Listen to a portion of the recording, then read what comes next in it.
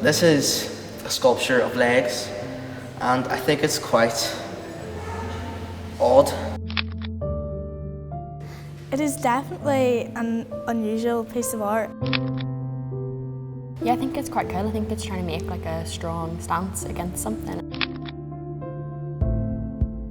It's as if something has been thrown at them, like a cloth, or they're in a plastic bag, or they're almost trapped. You can't see our face, so it takes away, it makes you look at the whole body.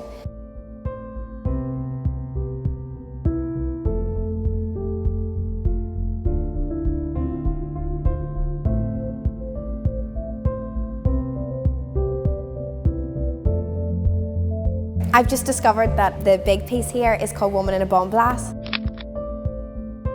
It's almost like frozen an image of what's happening because you obviously don't really see anybody being thrown from a bomb blast. So it's just captured that image and that fear and panic and what's going on in that hectic scene.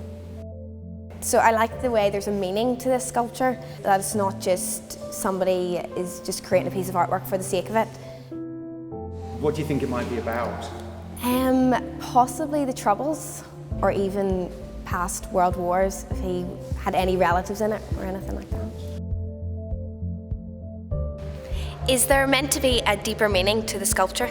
Yes, I think the work is about conflict and about particularly how women suffer in conflict. Effie McWilliam made this sculpture because of a particular event in 1972 in Belfast when the Abercorn tea rooms were bombed and a number of civilians were injured, particularly a lot of young women.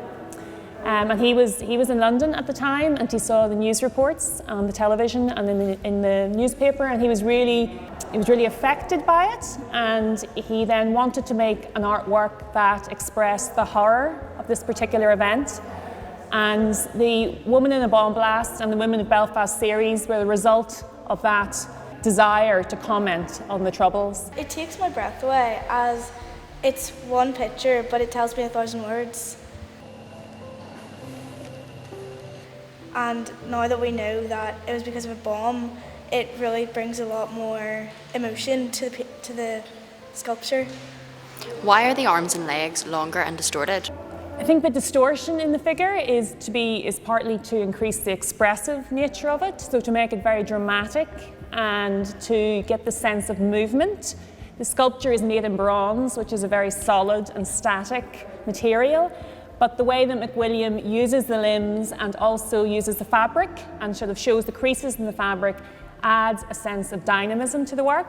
I think it's a good thing that artists create sculptures which have such a big meaning behind it, so our generation can understand the pain and suffering that other people went through in our past, and we don't forget about it, because everything is forgotten very easily and we need reminders. He wasn't a political artist certainly earlier on in his career. He tended to avoid direct involvement in politics. So this was a rare occurrence when he directly commented on contemporary events because he felt very strongly about things happening in Northern Ireland at the time.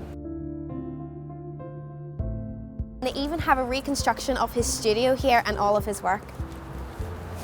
What are the different sculptures in this studio made of? The sculptures in this studio are primarily made of plaster. So these are the models and the maquettes that were then cast in bronze. So McWilliam made an armature, a kind of a model in wire, and then he covered it with plaster. And then he would have made a mould from that, which would have been sent to the foundry and cast in bronze. When I think of political art, I would think of murals in Belfast, and that's about like people's beliefs and what they strongly think is right. Whereas this piece, however, it is still political art. It is more about something that's happened to people and they haven't chosen it. I think that's what F.E. McWilliam wanted